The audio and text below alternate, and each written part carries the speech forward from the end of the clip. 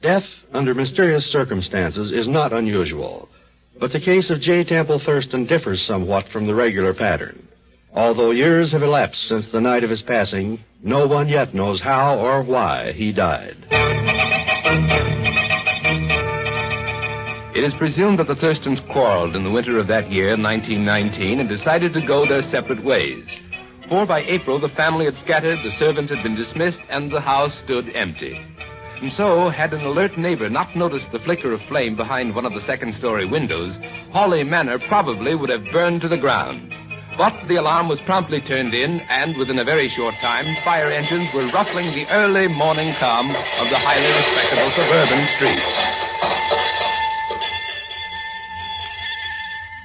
The flames had made but little headway, and before another quarter of an hour had passed, they were extinguished. But in the water-soaked and acrid-smelling room upstairs, where the fire had occurred, two members of the company, who had remained behind to investigate the causes of the fire, were looking at each other with considerable perplexity. It's a queer one, all right, ain't it, Captain? Nobody in the house, no dirty rags or crossed wires or nothing like that. No fireplace, no smell of paraffin. Seems like it must have flared up right here in the middle of the room. It was heading toward that door there, but it never got that far. Wonder where the door leads. Bedroom, I suppose. Let's take a look. It was a bedroom, and the two firemen, standing on the threshold surveying it, saw that it had not been touched by the fire. Even the smell of smoke was scarcely perceptible. Everything's shipshape here, Captain. You wouldn't even know that the... Go, blimey, Captain, look. In that chair there. Ain't that the top of a man's head?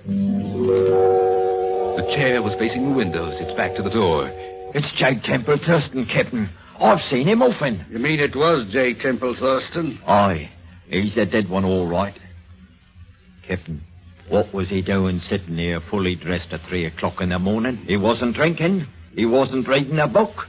He was just sitting. And why did he go on sitting after the fire started? Must have been dead already. But what did he die of? Heart trouble, perhaps.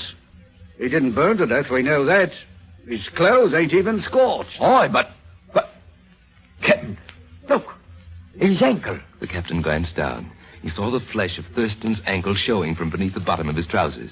And then both men began ripping the clothes from the lifeless body.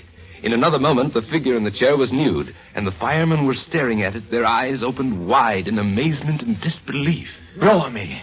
Not a mark on his head or his clothes, but his body is burned to a crisp.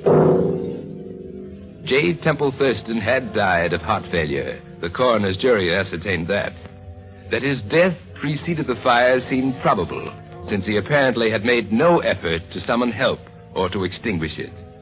But how a dead man's body, sitting in a room where the flames did not enter, garbed in clothes that were completely unscorched, could be burned to a crisp, is a mystery that remains unsolved. A mystery incredible but true.